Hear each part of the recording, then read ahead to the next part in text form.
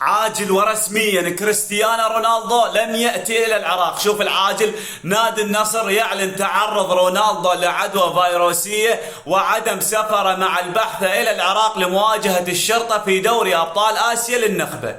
سألت قلت ليش ما أجل العراق؟ كاتل روحك على النصر السعودي، أنا راح أشجع النصر، أنا راح أشجع كريستيانو رونالدو.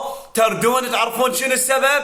النصر السعودي والسعودية ما يردون الخير للعراق. تدرون كريستيانو رونالدو لو جاي للعراق راح يصير تسويق للكرة العراقية، راح يصير تسويق للرياضة بالعراق، لكن الخير ما يردون للعراق. السعودية ونادي النصر السعودي ما يردون الخير بالعراق. أقسم بالله أقسم بالله كريستيانو رونالدو ما بيشي ولا مريض ولا بفيروس، بس هم السعودية ونادي النصر السعودي ما يردون الخير للعراق. خلي يشوفون جماعتنا المدريدية والحمدونية اللي خابصيننا قبل لا يشترون البطاقة ب50,000 يشترونها ويصيحون رونالدو رونالدو. عمي ما يخالف، انت تحب كريستيانو رونالدو، لكن هذا نادي عراقي. انت عمرك شفت لك واحد عراقي شجع له نادي سعودي على نادي عراقي؟ على مود كريستيانو رونالدو شجعوا نادي سعودي. هسه ما علينا تحب رونالدو صيح له رونالدو، صيح باسمه، لكن مو تشجع النصر السعودي. هاي النصر السعودي خذلك وما يحترف بيك وما خلى كريستيانو رونالدو. مع العلم هاني ما احب رونالدو والله العظيم،